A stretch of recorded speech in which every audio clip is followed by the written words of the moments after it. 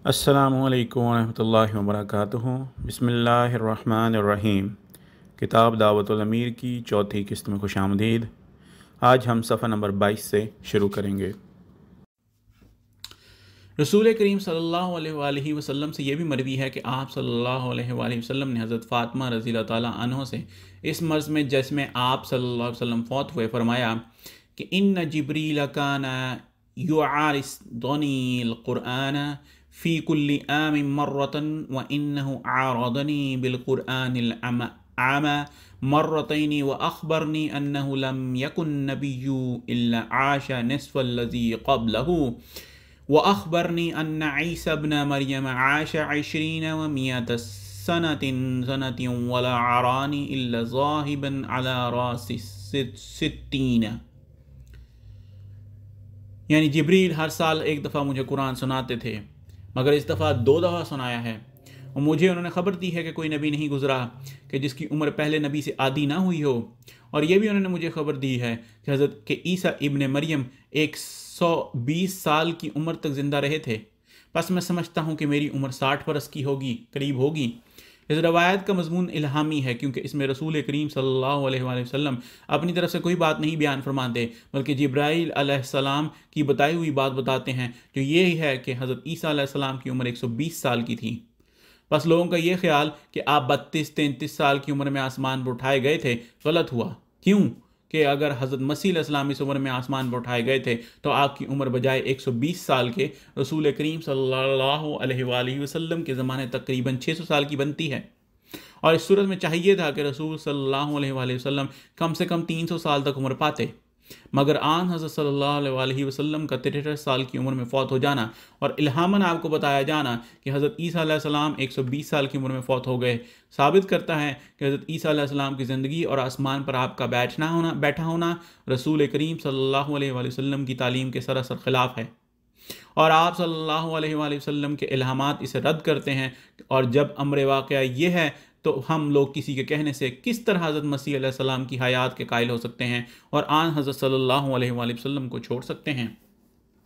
कहा जाता है कि ये मसला 13 साल के अरसे में सिर्फ उन्हीं पर खुला है और पहले बुजुर्ग इससे वाकिफ़ व आगाह न थे, मगर अफसोस कि मोतरिज़ अपनी नज़र को सिर्फ एक ख़ास ख्याल के लोगों तक महदूद करके उसका नाम इजमा रख लेते हैं और ये नहीं देखते कि इस्लाम के अव्वल उलमा खुद सहाबा रज़वानुल्लाह अलैहिम हैं और बाद उनके उलमा का सिलसिला नहायत वसी होता हुआ सब दुनिया में फैल गया है। सहाबा रिज़वानुल्लाह अलैहिम को जब हम देखते हैं तो वो सब बेयक ज़बान हमारे ख्याल से मुत्तफ़िक हैं। और ये हो भी कब सकता था कि वो उशाक रसूल सल्लल्लाहु अलैहि वसल्लम आपकी शान के मुज़ील अक़ीदे को एक दम के लिए भी तस्लीम करते। वो इस बारे में हमसे ये मुत्तफ़िक ही नहीं है, बल्कि रसूल करीम सल्लल्लाहु अलैहि वसल्लम की वफ़ात के बाद सबसे पहला इजमा ही उन्होंने इस मसले पर किया है कि हज़रत ईसा अलैहिस्सलाम फ़ौत हो चुके हैं।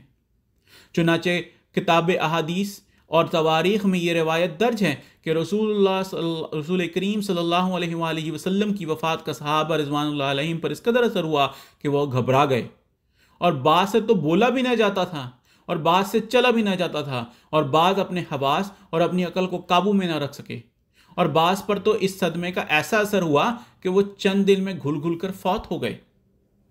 हज़रत उमर रज़ियल्लाहु ताला अन्हा पर इस सदमे का इस कदर असर हुआ कि आप रज़ियल्लाहु ताला अन्हा ने हज़ूर करीम सल्लल्लाहु अलैहि वसल्लम की वफ़ात की खबर को बावर ही ना किया और तलवार लेकर खड़े हो गए और कहा कि अगर कोई शख्स ये कहेगा कि रसूल करीम सल्लल्लाहु अलैहि वसल्लम फ़ौत हो गए हैं तो मैं उसे कत्ल कर दूंगा। आप सल्लल्लाहु अलैहि वसल्लम तो मूसा अलैहिस्सलाम की तरह बुलाए गए हैं, जिस तरह वो 40 दिन के बाद वापस आ गए थे, इसी तरह आप सल्लल्लाहु अलैहि वसल्लम कुछ अरसे के बाद वापस तशरीफ़ लाएंगे। और जो लोग आप सल्लल्लाहु अलैहि वसल्लम पर इल्ज़ाम लगाने वाले हैं और मुनाफिक हैं उनको कत्ल करेंगे और सलीब देंगे। और इस कदर जोश से आप रज़ियल्लाहु ताला अन्हु इस दावे पर मुस्सिर थे कि सहाबा रज़वानुल्लाह अलैहिम अजमईन में से किसी को ताकत ना हुई और आप रज़ियल्लाहु ताला अन्हा की बात को रद्द करते। और आपके इस जोश को देखकर बाज़ लोगों को तो यकीन हो गया कि यही बात दुरुस्त है।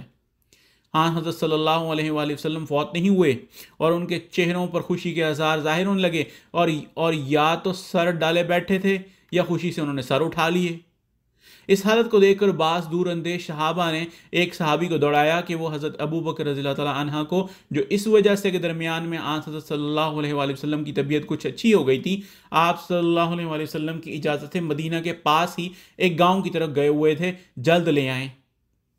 वो चले ही थे कि हज़रत अबू बकर रज़ियल्लाहु ताला अन्हु उनको मिल गए। उनको देखते ही उनकी आंखों से आंसू जारी हो गए और जोश गिरिया को जब्त ना कर सके। हज़रत अबू बकर रज़ियल्लाहु ताला अन्हु समझ गए कि क्या मामला है और उन सहाबी से पूछा, क्या रसूल करीम सल्लल्लाहु अलैहि वसल्लम फौत हो गए हैं?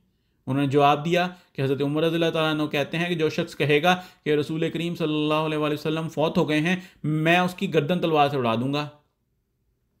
इस पर आप रज़ियल्लाहु ताला अन्हु सल्लल्लाहु अलैहि वसल्लम के घर तशरीफ़ ले गए और आप सल्लल्लाहु अलैहि वसल्लम के जिस्म मुबारक पर जो चादर पड़ी थी उसे हटा कर देखा और मालूम किया कि आप सल्लल्लाहु अलैहि वसल्लम फिल वाकई फ़ौत हो चुके हैं।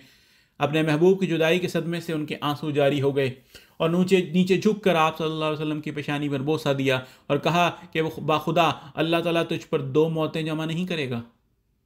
तेरी मौत से दुनिया को वो नुकसान पहुंचा है जो किसी नबी की मौत से नहीं पहुंचा था। तेरी ज़ात सिफत से बाला है और तेरी शान वो है कि कोई मातम तेरी जुदाई के सदमे को कभी नहीं कम नहीं कर सकता।